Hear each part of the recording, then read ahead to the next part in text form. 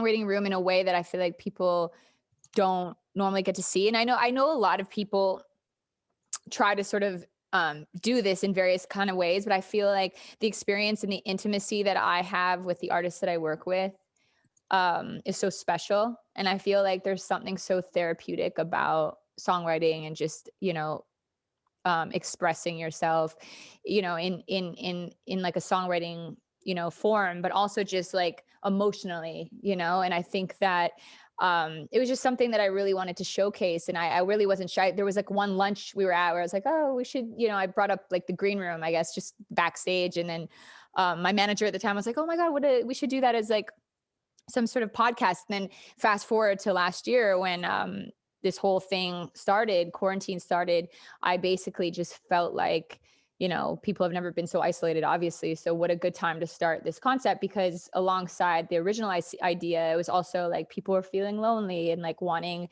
to feel connected to other people and see what other people are going through. And I brought the idea up to Jed Foundation, and obviously they were really into it.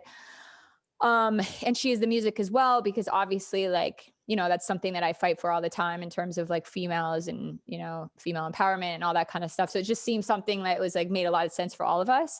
And then really that's how it all started. And it was really like organic in the sense of just like, hey, let's just do it and see what happens. And now I think we've just done on to like the 14th episode, which is amazing, exciting. And I'm doing different, like, I'm talking to so many different therapists. I'm learning myself. It's extremely cathartic for me as well. Cause it's like, yes, it's what I do every day in terms of just like the process, as I said, but also it's different because you're also like, you're like learning things about people that maybe I didn't know before. And it's also like it's nice to be able to relate to someone, it's like always like, that's the best. And you're like, oh my God, I thought no one else experienced this, but like, so cool that you're also experiencing it. And like, we've done some cool things like have a guided meditation, for example, with like everybody that has watched, so all the viewers are also meditating with us. And so it's just been a nice thing. And I think that in itself is like helping to manifest something positive. So. Yeah, sure. That's awesome. And why is it important to open up the conversation about mental health more, especially now when everyone's isolated and at home? I mean, did you say why? Mm-hmm. Yeah, I mean, for exactly that reason. I mean, I think, one, I think the idea too is like, hey, music is so powerful. Like the inauguration spoke a lot to that actually. And it's like how much music actually impacts everyone's lives and how much we can actually make a massive difference through music. And I think the fact that I'm, having a lot of artists on the show, for example, I think to have people, especially like, let's say fans of such and such artists on, listening to the show or watching and being able to participate in a live manner. I think that's kind of cool to be able to be like, oh, hey, like my biggest idol also is going through what I'm going through. And also we're both at home, we're struggling through the same thing during isolation. Like this is like, it kind of like brings the humanity back, and I think there's something pretty cool and special about that. Timely. Yeah, it's a weird thing that's brought everyone together. Like there is that aspect of unity, definitely. I know with the podcast and in your personal life, you work with the Jed Foundation and She's the Music, which are two really incredible organizations. What do you like most about each of those organizations, and how did you kind of get to working with them?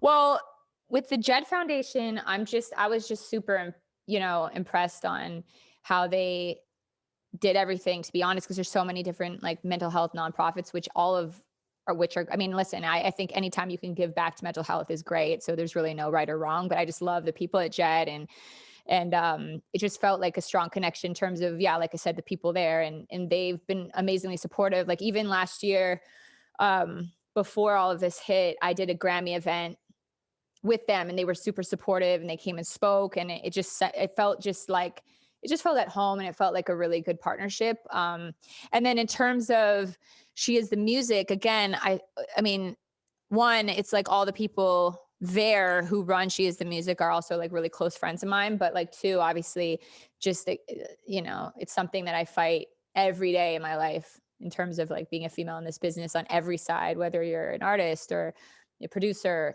or songwriter or engineer. It's like all these things that women face, executive. It's like, it's hard to be a female in any business. And so I think, but yeah, in the music business, it's just, there's so many different things you struggle with. So it was so important to me to have that be a part of the show, because I think it's, you know, that causes massive problems with mental health, especially for me. So it was something that I really related to. And what have been some self-care practices that you found have helped you out a lot these days? I think for me, doing this and focusing on something that's so selfless has been pretty amazing, because I think we focus so much on things that, you know, are so selfish and like so you know, self-serving in the ways that, like, you know, social media teaches us to be. And we're so addicted to like having, you know, the competition factor and like who's, you know, constantly having to like feel like you're not good, and all these things that social media causes, right? And I think ultimately, you know, it can be super superficial. And it just feels like when you take a step back and you just focus on something that has zero to do with like your own personal growth, for example, or anything that feels like it's like, hey, this is going to take me to the next level of my life, or whatever it is, like on a level that's not just like for your soul. I think because this is just for the soul, right? It's like to give back, to be able to feel like you're actually, because not only do I feel great to give back, but I also think it's super therapeutic for myself to talk about like even stuff like this, like to talk about change, to talk about what other people are going through, to see like, to put your thoughts into action. Because a lot of times, like, you know, you can say so much, oh my God, like I feel so bad, or all this stuff that's going on. But when you're not actually actively doing something about it, it's just not the same. So I think for me, that's definitely something that has been super important for me to continue. And that's why I want to continue doing the show. Cause I also think that in terms of self-care, it's really helped me in so many ways. And I love doing it. So, so yeah, I would say that. That's a good answer. Just a reminder to everyone in the audience, Becca and I have a few more questions, but if you have any questions at any point, feel free to put them in the chat or raise your hand. Like, definitely want to keep this interactive, but we have some more questions as well. I guess going off of that, you know, you mentioned some self-care practices that you've been having, but what are, I guess, some steps someone can take to build habits to improve their own mental wellness? You know, I think being able to not repress emotion is really important to me. I always like, I'm saying that on my podcast as well, is just to be able to talk about what you're feeling. Because a lot of times when you know, try to dance around the subject, or you feel certain ways and you think it's better to like avoid confrontation, for example, right? I think it's actually super toxic.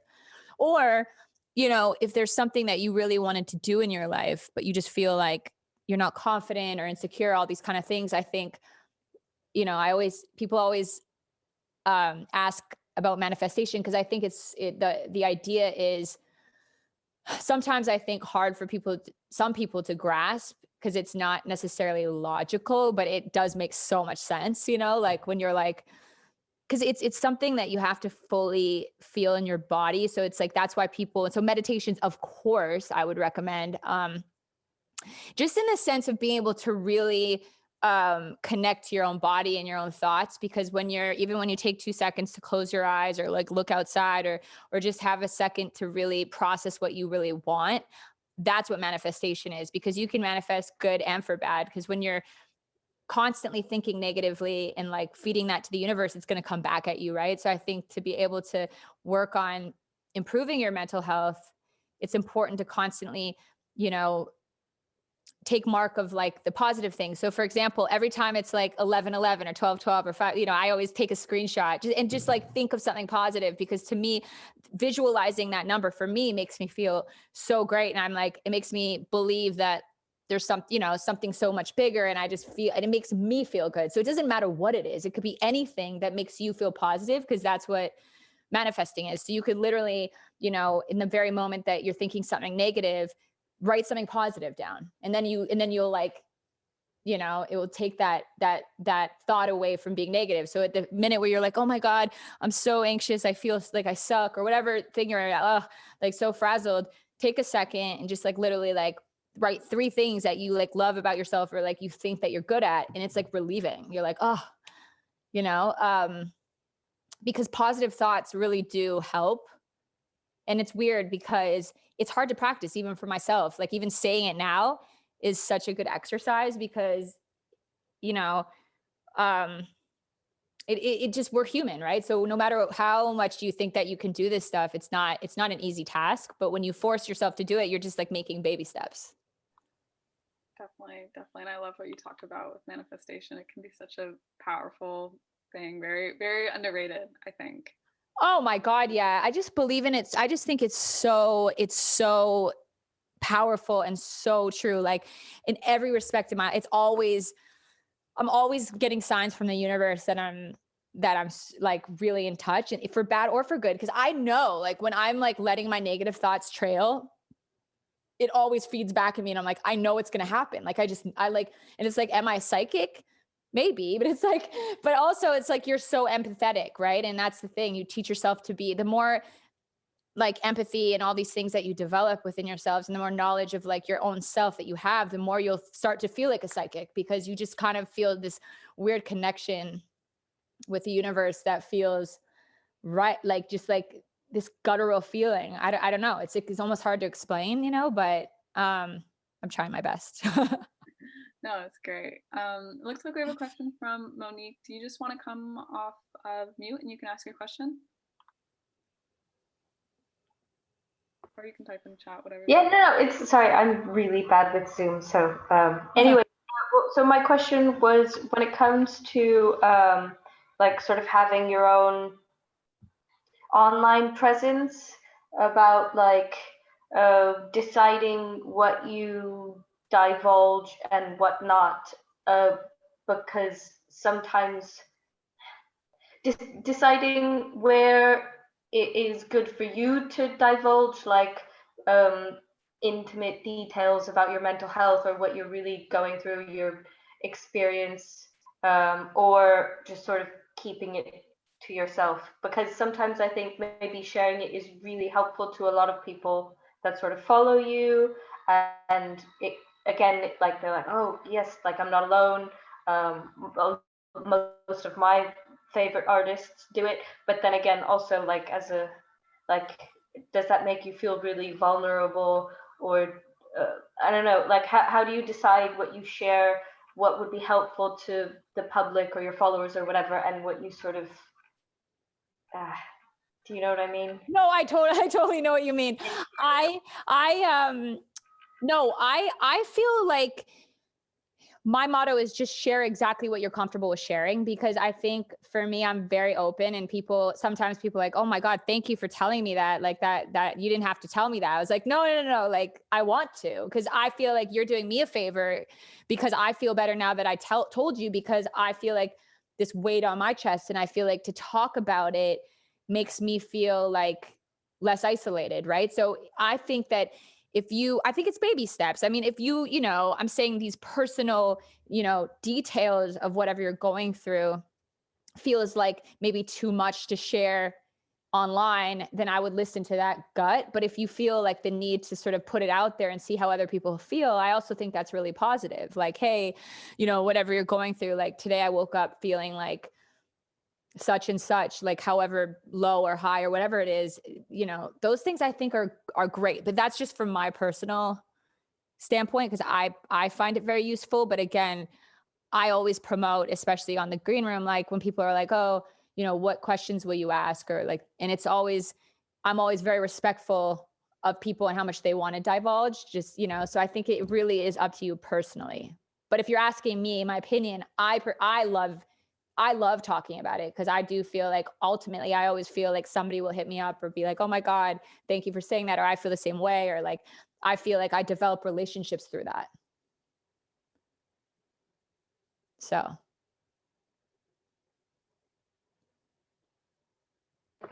Oh no, that helps. Well, because I have a music blog, and I don't really share anything personal at all. Yeah. And I don't share like political opinions. I don't share like my emotions or whatever. But I've been starting to think lately, like it might be time to like let people in a little bit or make it a bit more personable. I think it's honestly, there's something really cool about that, because you'll find that people will respond to it so well. Like nothing's embarrassing. You know what I mean? Like that's what I realized like in doing this, is that like my whole, especially as like a kid, you're growing up and you think, oh my God, like it's so embarrassing to like admit that I'm going through this or this kind of thing. And as you realize that like, oh my God, like so many people go through it. So it's just not like, it's so much cooler to talk about it. And there's such a release in that too, like to feel like I literally always come off being like, oh wow, like that's so cool. I I I I mean, not cool, but so I mean, I guess it's cool in the sense that um you know, we're just really just human beings, right? Like this world is hard. Like we all go through shit. And even if you look at someone's life and you're like, wow, they have such a great life, like from the outside, it could be 0% of that way on their inside, right? So I think by you sharing your story could be impactful for them too on the other side, right? I mean, you just don't know. And that's what's so cool about it. So it looks like we have a question from Mary. If you want to unmute yourself or type in the chat, that would be awesome. Yeah, hi. So my question is, as a songwriter, because I also write songs, I find that sometimes it can be difficult to not get caught up in the emotions that you're revisiting when you're writing a song about experience you may have gone through. So how do you keep your mental health in check while also as a songwriter, like taking on the emotions of people you're writing for, or taking on your past emotions from the experiences that you're currently writing about?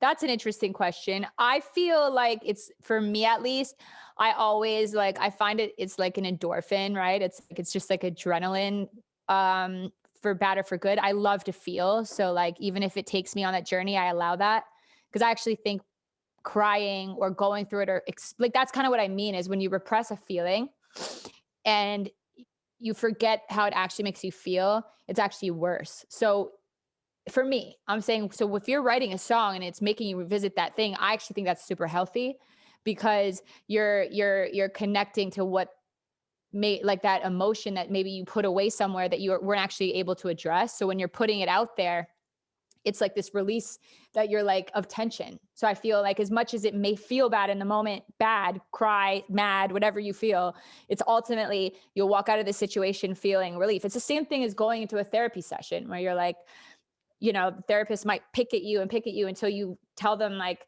you know, you're like something that you never wanted to tell. Like I remember, like in acting, right? They have exercise in acting where to be able to um, uh, to be able to really go into a character, I feel like, so a thing that they use is basically like they'll like pinch your hand, and they'll be like, oh, how did you feel, how would you feel, or tell me like something that really bothers you, and then they put your hand like a little harder, and then it's like, and they're like, okay, tell me this about what happened, and have you elaborate on the story as they're like kind of pinching you harder, so it's like actually hurting your skin as you're telling the story, so it actually evokes this crazy emotion. I was going to say method acting. That's how. And so it's the same thing as a song, as much as that may be like at the end of that exercise, you're like sobbing, but that's like how you're really getting into character, because you need to feel it. And so in the moment it feels crazy, but when you're walking out of that situation, it's almost like you went on like a freaking 2-hour run or something, right? It's like, oh, you're exhausted, but it feels good in some way, because you've released tension. Thank you. Cool. I know we're kind of at our time. If anyone has any final questions, now's your time to speak up. Otherwise, thank you so much, Jenna, for coming in. We really appreciate it. Always a pleasure hearing what you're up to. For those that haven't yet checked out our podcast, please check out The Green Room. It is just awesome. If you want to maybe kind of quickly talk about anything that's coming up that we should be on the lookout for. Yeah, and I was gonna say too, if you guys wanted to go a little extra, that's also fine because I know it's a bit late. But I was gonna say no for the green room. A couple things. Well, I'm about to launch on Spotify and Apple, so it's gonna be an official podcast. Thank God, because right now it's on YouTube, which is great. It's gonna continue being like live because I love the aspect of being able to watch. But I feel like when we post them afterwards, it's harder to like really go back and watch because people like to like listen in your car, like multitask, right? So we're launching that.